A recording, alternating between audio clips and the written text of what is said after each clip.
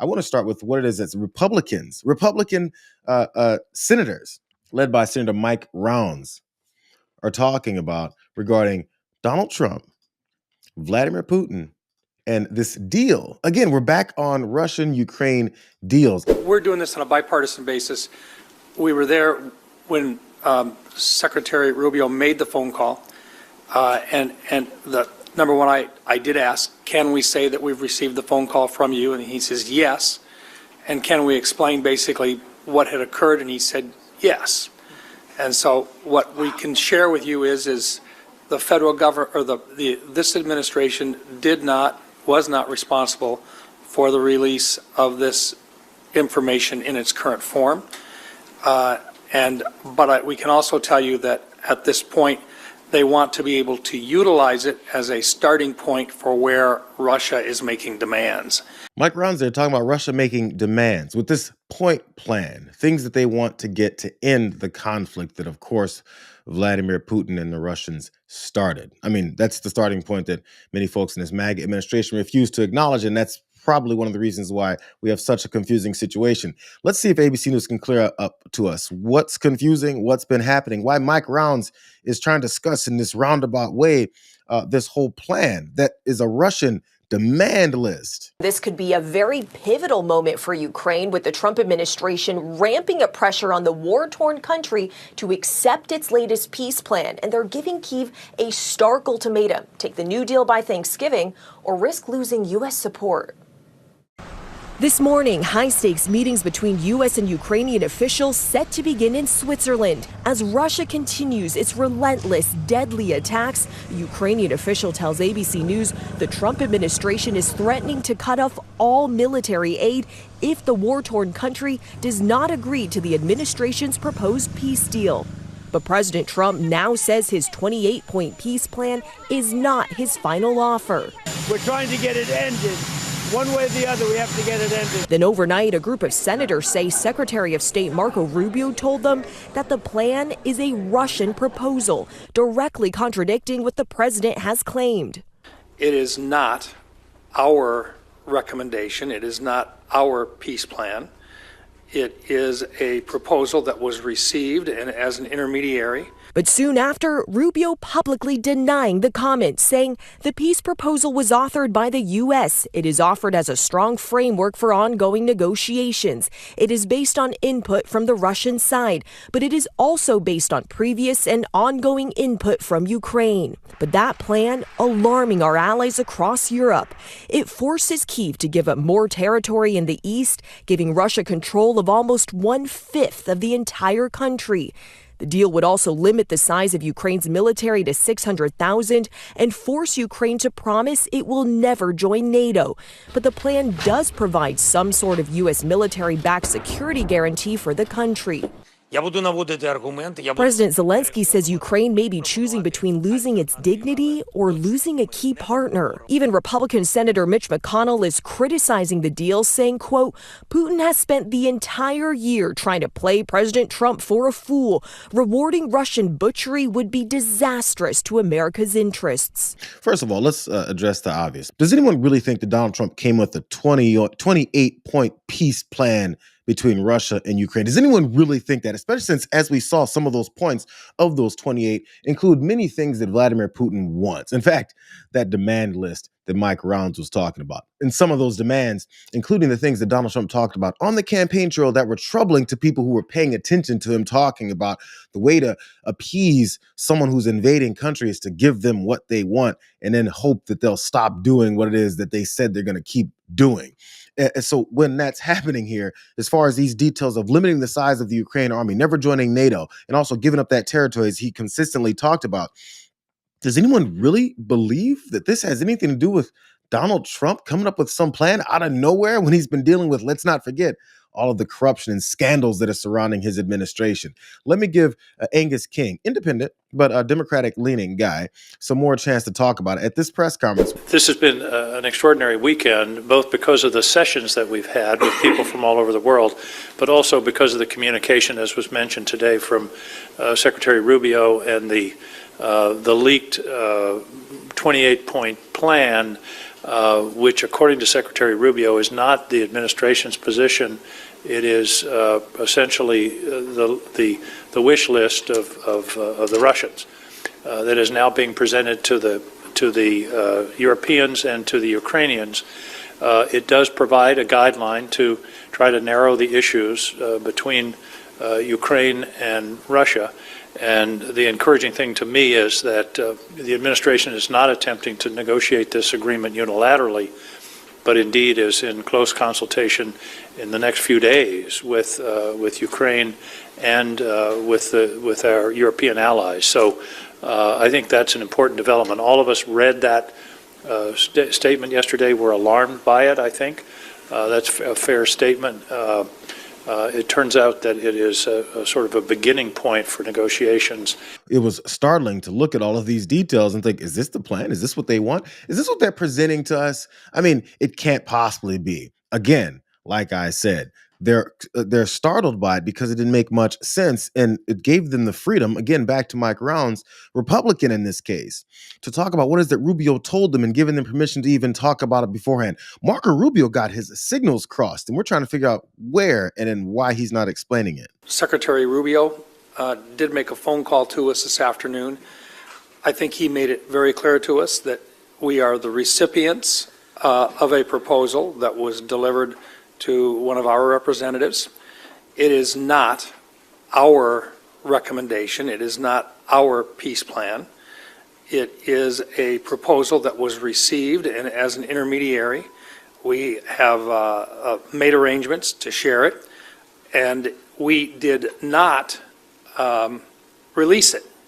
It was leaked. It was not released by our members or our representatives. I'm pretty much past whether or not it was leaked or not. The whole point, maybe they're concerned about whether or not it was leaked and who it was leaked by, because this is bad, bro. This looks really bad. It makes them have to then scramble, specifically them being Marco Rubio in this situation, scramble and try and tell us what he told them isn't what they're saying. So in order for that to make any sense, Marco Rubio is telling everyone all these guys would have to be lying. Mike Rounds, Angus King, because Marco Rubio, who works for the most corrupt and dishonest administration probably in history, is talking, and he just takes things back and says they're lying. Does that make any sense? So it is in my personal view that we've had probably the most productive and meaningful meeting so far in this entire process since we've been involved in from the beginning.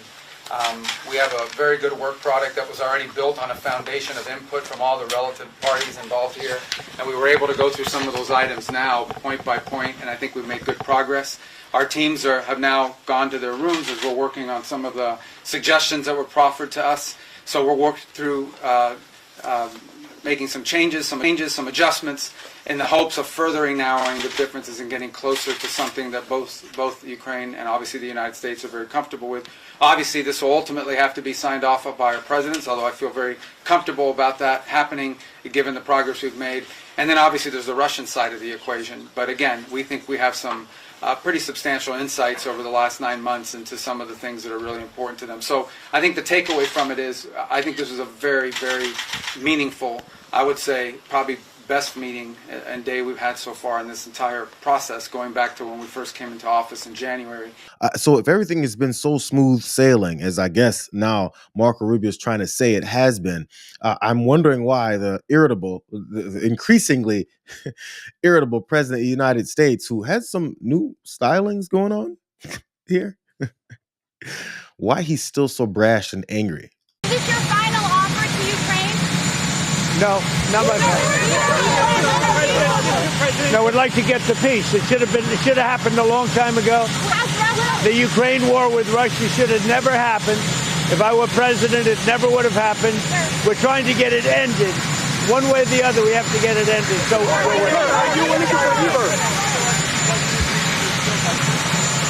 then he can continue. Then he can continue to fight his little heart out. Does that sound like a guy who gives a damn about peace? Does that sound like a guy who's actually trying to be in the middle of this whole thing and broker a peace deal? Does that sound like a guy who's going to talk to the person in the country who is the aggressor in this entire conflict, that he has to start every time by saying, if I was in office, this never would have happened. Nobody cares anymore about that line. Bro, we know that's your standard line every time you talk about Russia, Ukraine. If I was in office, that wouldn't have happened. But now you're in office and things got worse. Now you're in office and we're seeing that you're blatantly and explicitly working for the guy that you said you had such a great relationship with. I feel like when you say you have a great relationship with some people who are objectively really bad guys who invade countries and say, here, give me some land because I invaded, who, by the way, that stance was piggybacked by you and the Secretary of War.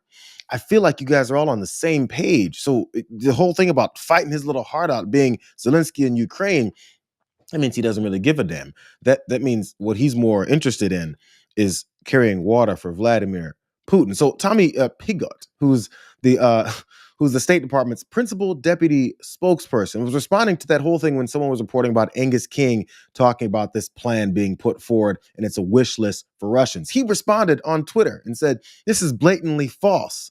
As Secretary Rubio and the entire administration has consistently maintained this plan was authored by the United States with input from both the Russians and the Ukrainians. I'd like to refer you back, and maybe I need like a standard, like a reference back to what we should all think every time this administration says anything that's questionable, which is like 99%.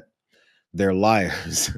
So why should we listen to the principal deputy spokesperson for the State Department say that Rubio and the whole administration has consistently maintained that this is authored by the United States when it's pretty obvious that they lie about everything? That is, especially when smart people look into what it is that this looked like and discovered something else that flies in the face of that latest lie. It's from the New Republic.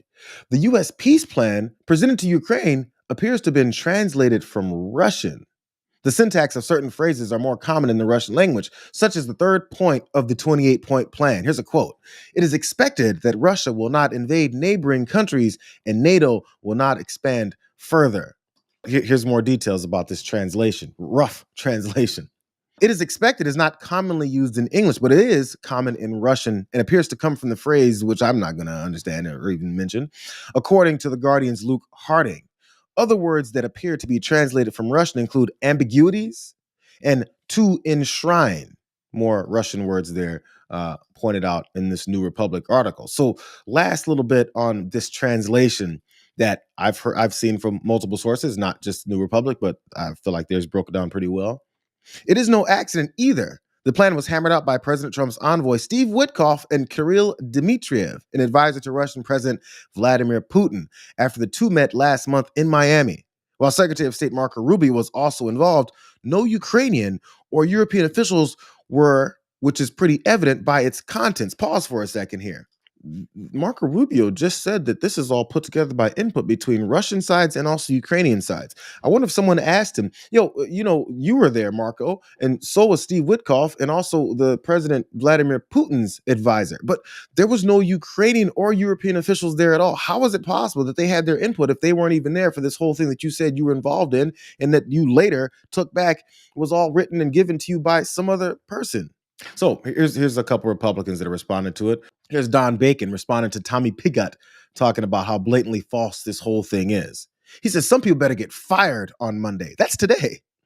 For the gross buffoonery we just witnessed over the last 4 days. This hurt our country and undermined our alliances and encouraged our adversaries. That's Don Bacon. Senators confirmed that the Trump administration's 28-point peace plan for Ukraine wasn't a U.S. plan at all. Of course it was, right? So per PBS's Nick Schifrin, it was delivered to Trump, to his envoy, Steve Witkoff, by someone representing Russia.